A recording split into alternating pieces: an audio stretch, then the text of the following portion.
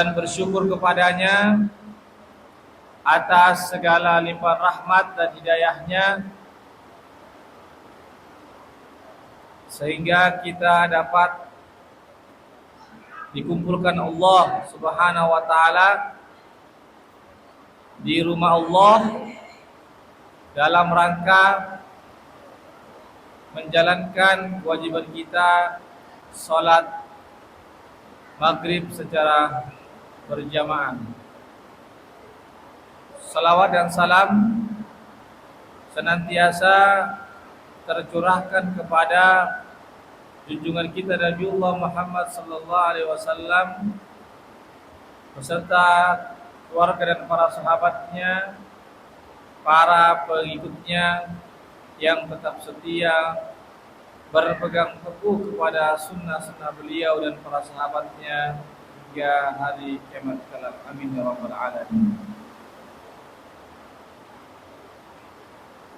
Kaum muslimin hadirin rahimakumullah,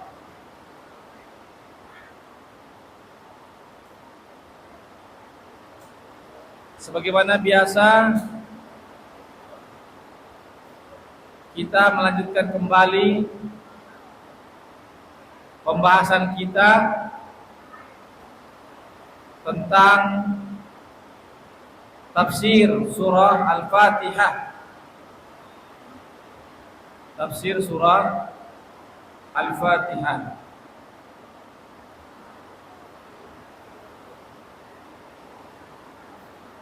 Yang mana pada pertemuan yang lalu kami sudah menyebutkan tentang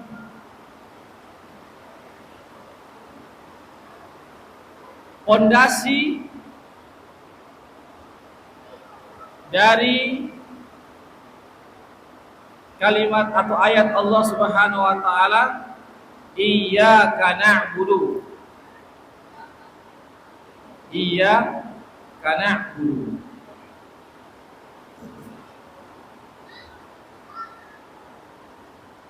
Jadi iyyaka na'budu itu ibarat sebuah bangunan. Ibarat sebuah bangunan. Jamaah sekalian. Yang mana bangunan itu ada pondasinya. Ada pondasi. Ya. Ini jemaah sekalian. Pondasinya ada 4 pondasi. Ada 4 pondasi bangunan dari iyyaka na'budu. Iyyaka na'budu. Pondasi yang pertama adalah jamaah sekalian, yaitu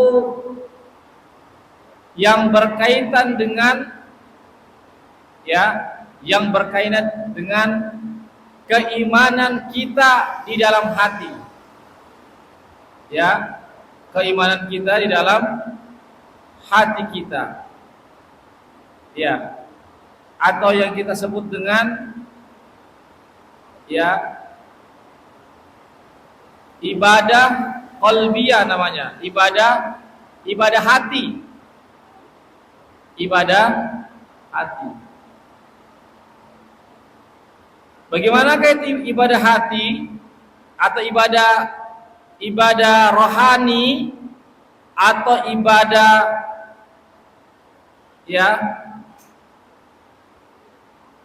keyakinan, yaitu kita meyakini apa yang Allah Subhanahu wa taala kabarkan tentang dirinya. Ya. Kita harus meyakini,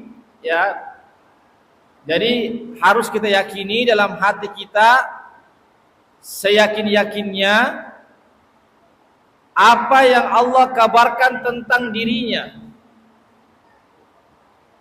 Artinya siapa itu Allah? Allah kabarkan dalam Al-Quran. Ya.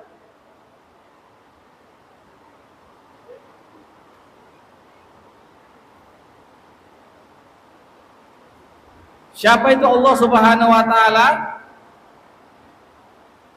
Allah Subhanahu wa taala, jamaah sekalian, qul huwallahu ahad, Allahus samad, lam yalid wa lam yulad wa lam yakul lahu kufuwan ahad. Ini ada sebab turunnya ini ayat, Pak. Ini dinamakan surah Al-Ikhlas.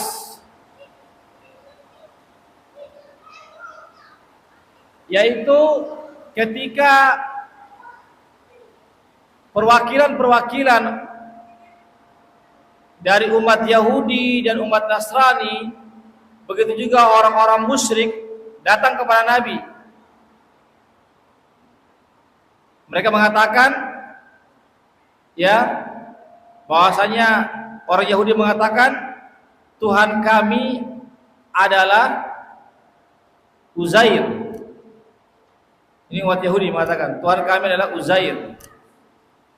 Umat Nasrani mengatakan Tuhan kami adalah Isa Al-Masih.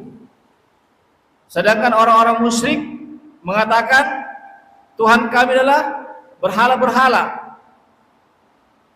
Wahai Muhammad, sekarang jelaskan kepada kami siapakah Tuhanmu itu. Turunlah ini ayat. Turunlah ini surah Al-Ikhlas. Qul, katakanlah yang Muhammad, wallahu ahad, dialah Allah yang ahad. Ahad itu, Pak, esa, tunggal. Ya. Sedangkan orang Nasrani mengatakan bahwasanya Tuhan mereka adalah Trinitas. Trinitas itu umat Nasrani, Pak. Ya, Tuhan apa namanya? Tuhan Anak, Tuhan Bapa, Tuhan Kudus, Ruhul Kudus, 3. Ya. Makanya Allah Subhanahu wa taala turunkan ini ayat agar Nabi kita Muhammad SAW menyampaikan kepada mereka bahwasanya Allah itu tunggal. Tidak dua, tidak tiga, dan tidak banyak. Ya, kalau orang-orang musyrik, berhala-berhala mereka adalah Tuhan-Tuhan mereka. Ya, berarti Tuhan mereka begitu banyak. Ya. Sedangkan Tuhan dalam Islam cuma satu saja, yaitu Allah Subhanahu wa taala. Ya. Qul huwallahu ahad, Allahus samad. Allahus samad artinya Allah tempat bergantung segala makhluknya. Ya. Jadi segala makhluknya ini, Pak, semuanya bergantung kepada Allah. Maksudnya apa bergantung kepada Allah? Semuanya jamaah sekalian membutuhkan Allah, butuh kepada Allah. Jamaah sekalian,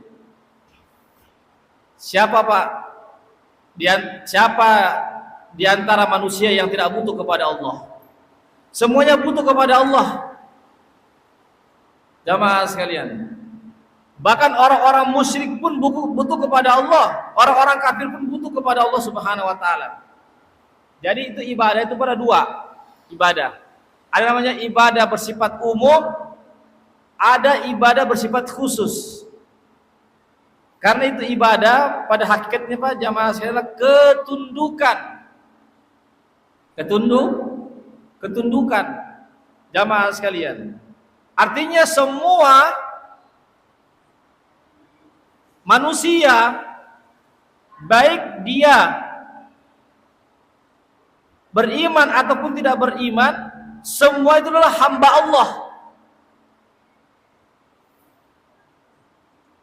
Iya, itu hamba, itu kan bahasa Indonesia, Pak, hamba. Ya, kalau bahasa Arab namanya abidun atau abdun. Abdullah, hamba Allah. Abdurrahman, hamba Ar-Rahman. Abdul Khaliq, hamba Sang Pencipta. Jamaah sekalian. Jadi semua manusia ini Pak, ya, baik yang muslim ataupun tidak muslim, yang beriman ataupun tidak beriman, semuanya hamba Allah. Bagaimana bisa? Masa orang kafir dikatakan hamba Allah, padahal dia tidak menyembah Allah? Bagaimana bisa Pak? Ketundukannya itu namanya bersifat umum. Kan itu ibadah, itu artinya ketundukan Pak. Itu ibadah, ketundukan, kepatuhan. Iya. Jadi maksudnya apa? Orang kafir itu dikatakan hamba Allah, jamaah sekalian, karena dia pasti tunduk dengan ketentuan Allah Subhanahu wa taala. Bagaimana contohnya? Apa contohnya orang kafir tunduk kepada Allah? Jamaah sekalian, apa contohnya orang non muslim itu tunduk kepada ketentuan Allah Subhanahu wa taala? Contohnya Pak, jika Allah Subhanahu wa taala berkehendak kepada mereka, apakah bisa mereka menghalangi kehendak Allah Subhanahu wa taala? Jika Allah berkehendak kepada mereka, apakah mereka bisa menghalangi kehendak Allah? Tidak bisa. Itu menunjukkan bahwasanya mereka tunduk kepada Allah. Contohnya apa, Pak? Contohnya seperti apa jemaah sekalian? Tentang kejadian-kejadian di alam semesta ini. Itu apa, Pak? Contohnya yang lebih simpelnya misalnya terjadinya bencana alam. Bencana alam, Pak. Sekarang saya bertanya, apakah ada manusia atau negara yang bisa mencegah terjadinya bencana alam? Tidak ada, Pak. Contoh Jepang. Siapa yang tidak kenal Jepang, Pak? Negara Jepang, negara yang maju dalam teknologi. Bahkan dia bisa menyaingi Amerika, Jepang. Tapi Jepang pas sering terkena gempa. Kan? Sering terkena gempa Jepang, jemaah sekalian. Berarti ahli-ahli, profesor-profesor Jepang tidak bisa mencegah gempa. Sampai sekarang Pak, tidak ada profesor, apakah di Amerika atau di negara-negara maju di Eropa atau di negara Asia seperti Jepang, Cina, ketika gempa datang, tidak ada yang bisa menghalangi. Secanggih apapun alatnya tidak ada, Pak. Jemaah sekalian, itu menunjukkan apa? Menunjukkan bahwasanya manusia itu tunduk kepada ketentuan Allah Subhanahu wa taala. Iya, kalau sudah Allah menakdirkan hancur maka hancurlah. Iya, jamaah sekalian. Fir'aun, contohnya apa? Fir'aun yang hidup di zaman Nabi Musa, Pak, yang memerintah ya ada berapa ratus tahun. Dia memperbudak Bani Israel. Fir'aun, Pak. Siapa yang tidak kenal Fir'aun? Sampai sekarang tidak ada orang tua yang kasih anaknya Fir'aun, Pak. Jamaah sekalian, tidak ada. Sekalipun orang kafir, cari maki orang kafir, Pak, yang ada di negara-negara, tidak ada kasih namanya Fir'aun, tidak ada. Karena Fir'aun ini, Pak, sejarah yang tidak bisa dilupakan sepanjang zaman. Orang-orang kafir tahu tentang Fir'aun, Pak. Makanya Allah kisahkan dalam Al-Quran. Sejak dahulu sampai sekarang orang tahu who is Fir'aun. Siapa itu Fir'aun, Pak? Makanya orang-orang kafir, sekafir-kafirnya pun tidak ada yang mau menamakan anaknya Fir'aun. Tapi apa yang terjadi, Pak? Fir'aun tunduk kepada ketentuan Allah. Allah tenggelamkan di Laut Merah. Kan, Pak? Seandainya manusia tidak tunduk kepada ketentuan Allah, Fir'aun tidak mati di Laut Merah. Dia selamat. Tatkala dia mati di Laut Merah, menunjukkan bahwasanya manusia sehebat apapun, sekuat apapun, setinggi apapun, sekaya apapun, ya pasti tunduk kepada ketentuan Allah Subhanahu wa taala. Ini jamaah sekalian. Itulah jamaah sekalian yang dinamakan dengan ya ketundukan manusia secara universal namanya, Pak. Secara universal. Jelas Pak ya contohnya? Jelas ini contohnya Pak? Berarti semua manusia tunduk kepada Allah. Itu namanya Pak ketundukan yang bersifat universal, bersifat menyeluruh tanpa terkecuali. Siapapun dia. Siapa lagi Pak yang kita contoh orang yang paling bejat di dunia ini? Sebut Maki. Siapa yang orang yang paling bejat? Itu semua akan tunduk kepada ketentuan Allah Subhanahu wa taala jamaah sekalian. Ya, akan tunduk ketentuan Allah Subhanahu wa taala. Ya. Haman, Raja Haman Pak, bukan Haman ya, Namrud yang hidup di zaman Nabi Ibrahim alaihissalam. Jamaah sekalian, memiliki kerajaan, memiliki kekuasaan, bala tentara yang sangat luas, yang sangat banyak pada saat itu, tunduk dengan ketentuan Allah dengan seekor nyamuk yang masuk ke hidungnya, lalu masuk ke otaknya, jamaah sekalian. Dan namun jamaah sekalian, ketika peristiwa masuknya jamaah sekalian itu nyamuk ke dalam otaknya Pak, hidupnya tidak pernah tenang. Dan nyamuk ketika masuk di otaknya Pak itu tidak mati Pak, hidup terus. Coba bayangkan Pak, kita saja digigit nyamuk Pak, tidak bisa kita tidur. Jamaah sekalian, ini nyamuk masuk ke dalam otak dan tidak mati, menggigit terus. Maka dia minta kepada pengawal-pengawalku, pukul kepalaku, dipukul lagi kepalanya Pak, baru dia enak. Tapi lama-kelamaan kan hancurin kepala Pak, dipukul terus. Hancur Pak kepalanya Namrud. Allah kalahkan, Allah tundukkan dia dengan seekor nyamuk. Tentara Allah Pak. Sama sekalian. Jadi ada namanya tentara Allah Pak. Iya, nyamuk. Maka disebutkan itu Pak, yang masuk ke dalam bentuk nyamuk yang sayapnya tidak ada sebelah. Yang sayapnya tidak sebelah Pak, dapat mengalahkan sang raja yang mengangkat diri sebagai Tuhan. Dan pada akhirnya endingnya dia tunduk kepada ketentuan Allah Subhanahu wa taala. Jemaah sekalian. Iya, itu ketentuan Allah yang bersifat umum. Iya.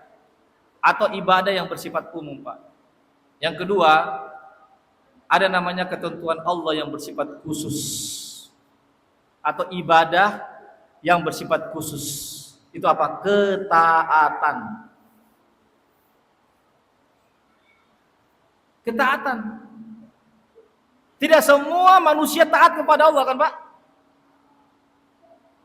Tidak semua. Ya seperti tadi, Raja Namrud diajak untuk beriman oleh Nabi Musa, tidak taat. Berarti Fir'aun jamaah sekalian, di satu sisi dia tunduk kepada ketentuan Allah yang bersifat universal, tetapi di sisi yang lain dia tidak tunduk kepada Allah yang bersifat khusus, yaitu apa? Ketaatan dan penghambaan kepada Allah Subhanahu wa taala. Siapa lagi Pak yang tidak tunduk kepada ketaatan kepada Allah Subhanahu wa taala? Ya, seperti Raja Namrud, seperti kalau di Mekah Abu Jahal, Abu Lahab, jamaah sekalian, karena semua endingnya Allah binasakan dalam keadaan kafir. Kan begitu Pak. Jamaah sekalian, semua meninggal dunia atau mati dalam keadaan kafir. Hadirin. Iya. Menunjukkan bahwasanya mereka ini adalah orang-orang yang tidak tunduk kepada ketentuan Allah yang bersifat khusus, yaitu penghambaan dan ketaatan kepada Allah Subhanahu wa taala. Jelas Pak ya? Saya kembali kepada surah Al-Ikhlas. Qul huwallahu ahad, Allahus samad. Allah tempat bergantung segala-galanya. Jamaah sekalian, artinya kita semua Pak membutuhkan Allah Subhanahu wa taala sedetik pun. Ya. Artinya setiap saat kita butuh kepada Allah Subhanahu wa taala. Iya, bahkan kedipan mata kita pun jamaah sekalian, ya, itu kita membutuhkan, ya, bantuan Allah Subhanahu wa taala. Tanpa bantuan Allah Subhanahu wa taala, Pak, mata kita tidak bisa berkedip. Tidak bisa berkedip, Pak. Jadi jangan dikira kita bisa bergerak, kita bisa beraktivitas seolah-olah ini kekuatan saya, ini kemauan saya, ini adalah saya dan saya. Tapi sebenarnya, Pak, Allah yang memberikan kekuatan kepada kita. Allah yang memberikan kita kehendak. Allah Subhanahu wa taala yang memberikan kita kemampuan, dan Allah Subhanahu wa taala memberikan kita, ya, keinginan untuk melakukan perbuatan. Ini hadirin yang dimuliakan Allah Subhanahu wa taala.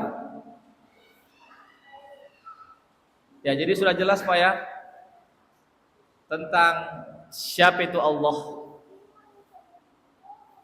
Jemaah sekalian, siapa itu Allah Subhanahu wa taala? Iya. Jadi kalau kita ingin mengenal Allah, Pak, ya, bagaimana caranya kita mengenal Allah? Yaitu kita mengenal Allah Subhanahu wa taala melalui, jamaah sekalian, namanya ayat-ayat kauniyah. Ayat-ayat yang berupa alam semesta ini. Itu kita, dengan kita, ya, mentadaburi ayat-ayat alam semesta alam ini, tentang bumi, tentang matahari, tentang langit, tentang bintang-bintang, gunung, tumbuh-tumbuhan, ya, dan yang lain-lainnya, bahkan diri kita sendiri, itu menunjukkan bahwasanya ada yang menciptakan kita. Ya, itu yang pertama. Yang kedua, untuk mengenal Allah Subhanahu wa taala, maka kita harus kembali kepada Al-Qur'an dan Sunnah Rasulullah sallallahu alaihi wasallam. Jamaah sekalian. Ya, karena di dalam Al-Qur'an dan Sunnah Allah menjelaskan tentang siapa itu Allah Subhanahu wa taala. Iya. Di dalam Al-Qur'an Allah Subhanahu wa taala menjelaskan siapa itu Allah Subhanahu wa taala. Di antaranya dalam surah Al-Ikhlas, lam yalid wa lam yulad wa lam yakul lahu kufuwan ahad. Allah itu tidak beranak, artinya tidak memiliki istri. Walam yulad, dan tidak diperanakan, tidak memiliki ibu dan bapak. Jamaah sekalian, walam yakul lahu kufuwan ahad, dan tidak ada satupun yang sama dengan Allah Subhanahu wa taala. Tidak ada pun yang setara dengan Allah Subhanahu wa taala. Jamaah sekalian. Jadi melalui daripada Al-Qur'an dan Sunnah Rasulullah, kita akan mengenal Allah Subhanahu wa taala. Baik, Pak, selanjutkan. Ya, jadi ada namanya ibadah hati, yaitu kita meyakini, ya, apa yang Allah kabarkan tentang dirinya. Jamaah sekalian, tentang dirinya. Yang kedua, tentang nama-namanya. Jadi Allah itu, Pak, memiliki nama-nama dan sifat, ya, nama-nama dan sifat-sifat Allah Subhanahu wa taala. Di sini disebutkan, ya, kita harus meyakini bahwasanya Allah itu memiliki nama-nama dan sifat-sifatnya dan perbuatan-perbuatannya. Ya. Dan Allah Subhanahu wa taala, jemaah sekalian, ya, ini wa afalihi, ya. Dan juga Allah Subhanahu wa taala memiliki malaikat-malaikatnya. Ya. Dan juga kita harus meyakini, ya, bahwasanya kita akan berjumpa dengan Allah Subhanahu wa taala. Hadirin. Ya. Baik, Pak, kita kembali kepada yang kedua, yaitu tentang nama-nama dan sifat-sifat Allah Subhanahu wa taala. Ya, jadi Allah Subhanahu wa taala memiliki nama-nama dan sifat. Tidak mungkin ada nama tanpa sifat, Pak. Ada kira-kira Pak nama tanpa sifat? Tidak mungkin Pak.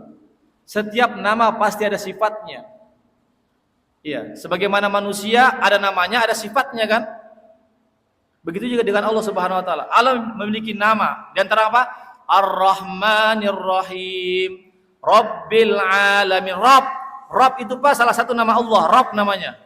Kalau kita artikan dalam bahasa Indonesia Tuhan. Itu Rabb Pak salah satu nama Allah Subhanahu wa taala. Alhamdulillahi Rabbil Alamin. Ya. Jadi nama Allah itu Allah sendiri Allah. Kemudian Ar-Rabb, ya, kemudian Ar-Rahmanir Rahim. Jamaah sekalian, ini namanya dinamakan nama-nama Pak. Dan nama-nama ini memiliki sifat. Jamaah sekalian, nama-nama ini memiliki sifat. Tidak mungkin ada nama tanpa sifat Pak. Ya, manusia saja ada namanya, pasti ada sifatnya. Cuma sekali lagi saya katakan, dalam masalah nama-nama dan sifat-sifat Allah jangan kita samakan dengan kita manusia, makhluknya. Tidak sama nama-nama kita dengan nama-nama Allah, tidak sama sifat-sifat kita dengan sifat-sifat Allah Subhanahu wa taala. Tetapi kita harus meyakini bahwasanya Allah itu memiliki nama-nama dan sifat-sifat Allah Subhanahu wa taala yang mulia. Kemudian Pak, Allah juga memiliki perbuatan-perbuatan. Iya, jadi Allah itu berbuat. Jamaah sekalian, melakukan sesuatu, itu apa? Allah yang menghidupkan, Allah yang mematikan. Jamaah sekalian, Allah yang menurunkan hujan sekarang ini Pak. Jadi Allah itu berbuat Pak. Makanya coba kita buka ayat kursi. Jamaah sekalian, apa disebutkan dalam ayat kursi itu Pak? Allah tidak pernah capek mengurus makhluknya. Allah tidak pernah capek mengurus makhluknya. Jamaah sekalian, berarti Pak menunjukkan bahwasanya kita ini semua diurus oleh Allah. Apa yang Allah urus Pak? Rezeki kita Allah urus, jodoh kita, kehidupan kita, kematian kita, kesengsaraan kita, kebahagiaan kita, itu diurus Pak setiap detik oleh Allah Subhanahu wa taala. Tetapi Allah tidak pernah capek mengurus itu Pak. Jamaah sekalian, ini harus kita yakini. Harus kita yakini, jangan kita ada keraguan-raguan dalam diri kita. Jamaah sekalian, mungkinkah Allah mengurus semuanya? Ya mungkin. Kecuali kalau kita ya mengurus rumah kita saja, mengurus kita punya anak dan istri saja kita sudah kewalahan. Tapi Allah Subhanahu wa taala, jamaah sekalian, bukan cuma mengurus manusia, Allah juga mengurus jin, makhluk jin, Allah juga mengurus makhluk yang bernama malaikat, Allah juga mengurus namanya makhluk-makhluk yang benda mati, Allah juga mengurus namanya tumbuh-tumbuhan, Allah juga mengurus namanya hewan-hewan. Jemaah sekalian, makanya dalam ayat kursi katakan Allah tidak pernah capek sedikit pun mengurus makhluknya. Silakan buka surah Ar-Rahman. Jemaah sekalian, disebutkan surah Ar-Rahman, Allah itu pas setiap harinya sibuk mengurus hambanya, makhluknya. Setiap saat ya Allah itu sibuk. Tapi jangan kita samakan sibuknya kita sama dengan sibuknya Allah. Jemaah sekalian, silakan lagi buka ayat kursi Pak. Allah tidak pernah tidur sedikit pun, apalagi ngantuk. Tidak pernah ngantuk apalagi tidur. Ya, Allahu la ilaha illa huwal hayyul qayyum, la ta'khudhuhu sinatun wala naum. Ya. Allah tidak ada yang berhak disembah melainkan Dia. La al-hayyu al-qayyum artinya yang maha hidup dengan sendirinya, tidak ada yang menghidupkan, ada dengan sendirinya, itu namanya Al-Hayyu Pak. Al-Hayyu ini Pak salah satu nama Allah Subhanahu wa taala, Al-Hayyu. Al-Hayyu artinya yang maha hidup, tidak pernah mati, yang tidak didahului dengan ketiadaan. Yang tidak didahului dengan ketiadaan itu Allah. Beda dengan manusia. Manusia itu Pak didahului dengan ketiadaan. Kenapa? Karena sebelum kita ada, kita tidak ada kan, lalu Allah adakan dalam perut rahim ibu kita. Tapi Allah Subhanahu wa taala tidak pernah melalui fase namanya ketiadaan. Iya. Itu namanya al-hayyu, artinya hidup dan tidak pernah mati dan tidak pernah dimulakan dengan kematian atau ketiadaan.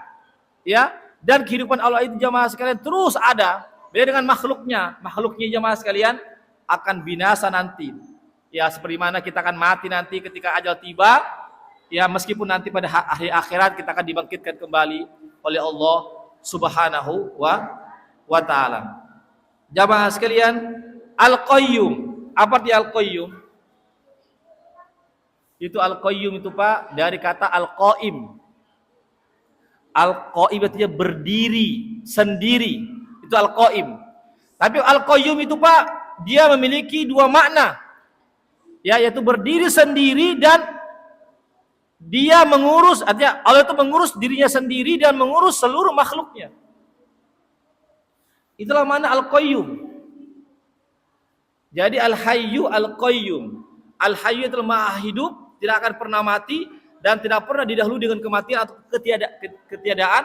Yang kedua Al-Qayyum itu artinya Allah itu Pak mengurus dirinya sendiri, tidak ada yang mengurus Allah. Dan Allah mengurus seluruh makhluknya. Itulah Al-Qayyum.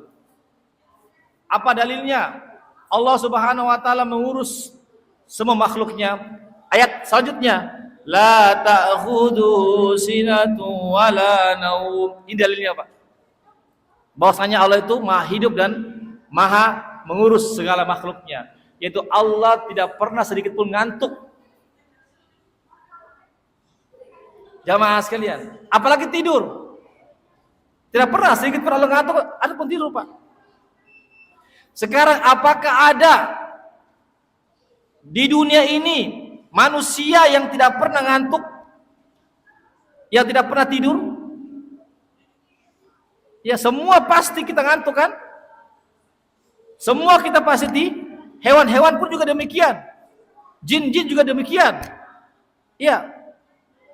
Semuanya makhluk tanpa terkecuali, kecuali Allah Subhanahu wa taala. Jamaah sekalian. Ini hadirin rahimakumullah ya menunjukkan ya bahwasanya Allah itu Pak berbuat, melakukan sesuatu jamaah sekalian.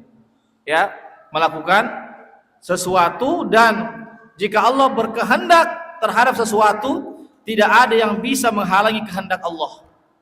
Jamaah sekalian, tidak ada yang bisa menghalangi kehendak Allah Subhanahu wa taala. Yang berikutnya Pak, karena waktu terbatas sedikit lagi Pak.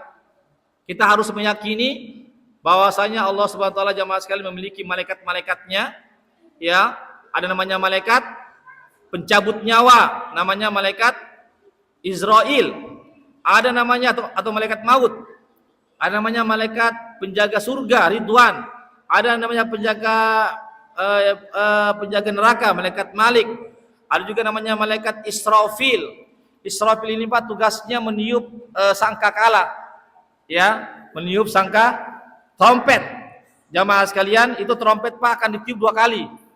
Ketika ditiup trompet yang pertama, maka hancurlah alam semesta. Hancur semua Pak. Langit-langit akan hancur, bumi, semua manusia akan binasa. Setelah mati, maka Israfil tiup lagi yang kedua kalinya, yaitu manusia dibangkitkan kembali. Yang dalam kubur sejak Nabi Adam sampai manusia yang paling terakhir mati pada hari kiamat itu dibangkitkan kembali Pak. Itu ketika Israfil meniup trompetnya yang kedua. Jamaah sekalian, meniup trompetnya yang kedua. Ini harus kita yakini Pak. Ada malaikat Jibril. Siapa itu Jibril Pak? Dialah yang membawa wahyu. Membawa wahyu kepada para nabi-nabi termasuk pada Rasulullah Sallallahu Alaihi Wasallam. Jamaah sekalian. Namun ketika Nabi kita meninggal maka terputuslah semua wahyu Pak. Setelah Nabi meninggal maka terputuslah semua wahyu karena tidak ada lagi Nabi setelah Rasulullah Sallallahu Alaihi Wasallam. Jamaah sekalian. Ada namanya malaikat Mikail. Ini disebutkan Pak di dalam hadis-hadis Rasulullah Sallallahu Alaihi Wasallam. Jamaah sekalian. Di dalam Al-Quran juga disebutkan jamaah sekalian. Jibril, Mikail disebutkan dalam Al-Quran dan hadis. Apa tugasnya malaikat Mikail? Menurunkan hujan dan menumbuhkan tumbuh-tumbuhan. Iya. Tapi jangan kita katakan, katanya Allah Maha berkuasa. Kenapa membutuhkan malaikat yang mencabut nyawa? Kenapa dia malaikat? Kenapa Allah tidak langsung saja yang Allah yang mencabutnya? Apa kira-kira jawabannya, Pak? Kan Allah Maha berkuasa. Idza arada an yakula lahu kun fayakun. Allah cuma katakan kun fayakun, tapi kenapa Allah butuh bantuan? Malaikat Jibril membawa wahyu dari langit dibawa ke bumi wahyunya. Kemudian malaikat maut mencabut nyawa. Kenapa enggak langsung saja Allah yang mencabut nyawa? Apa jawabannya, Pak? Itu jawabannya jamaah sekalian. Allah ingin memuliakan makhluk yang bernama malaikat. Allah muliakan. Ketika Allah mempekerjakan hambanya dalam ketaatan, dalam urusan-urusan Allah, itu bukan berarti Allah tidak mampu mengerjakan. Allah mampu mengerjakan, Pak, dengan sendirinya. Iya, cuma Allah ingin memuliakan makhluknya. Iya, memuliakan makhluknya. Beda dengan raja. Kenapa raja, Pak? Ada menteri-menteri, ada pengawal-pengawal. Karena raja tidak mampu bekerja sendiri. Presiden tidak mampu bekerja sendiri tanpa menteri-menteri, kan? Tidak mungkin, Pak. Raja atau apa, dan mungkin dia bekerja sendiri. Ada namanya para menteri, para ajudan. Tetapi Allah, betul Allah memiliki malaikat-malaikat. Bukan berarti Allah tidak mampu mengerjakan sendiri. Allah mampu mengerjakan sendiri, tetapi Allah ingin memuliakan makhluknya bernama malaikat, yaitu dengan diberikan tugas-tugas yang dimuliakan oleh Allah Subhanahu wa taala. Barangkali ini, Pak. Oh, terakhir. Yang kita harus juga yakini, Pak, ya, kita harus yakin bahwasanya kita akan bertemu dengan Allah Subhanahu wa taala. Kita akan bertemu, Pak. Artinya semua manusia akan berhadapan dengan Allah.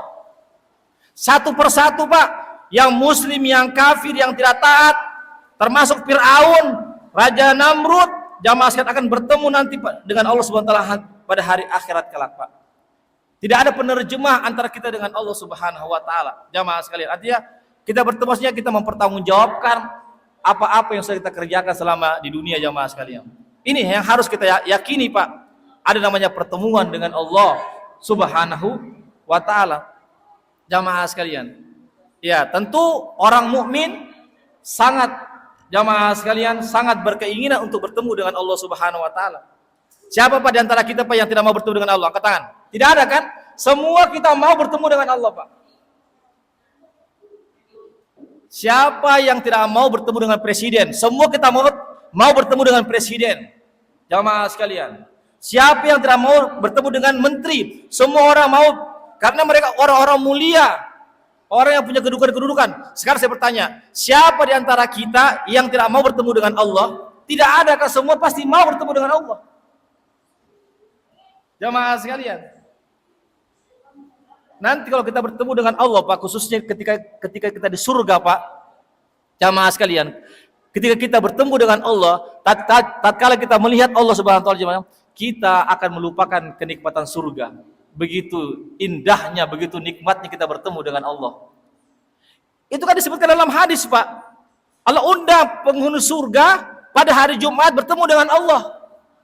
Ketika penghuni surga, Pak, pada hari Jumat bertemu dengan Allah, melihat wajah Allah Subhanahu wa taala.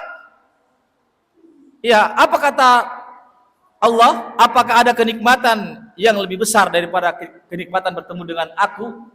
Apa katamu? Tidak ada, ya Allah. Begitu besar nikmatnya bertemu dengan Engkau, ya Allah. Karena apa? Karena selama ini, Pak, kita tidak pernah bertemu dengan Allah secara langsung, kan? Hanya lewat sholat kita, jamaah sekalian. Tapi yakin dan yakinlah bahwasanya kita akan bertemu dengan Allah Subhanahu. Itulah pertemuan yang tidak ada lagi kenikmatan yang lebih tinggi selain kita berjumpa dengan Allah, Sang Pencipta kita, jamaah sekalian. Ini harus kita yakini. Barangkali ini, Pak, yang bisa kami sampaikan. Silakan, Pak, kalau ada yang bertanya.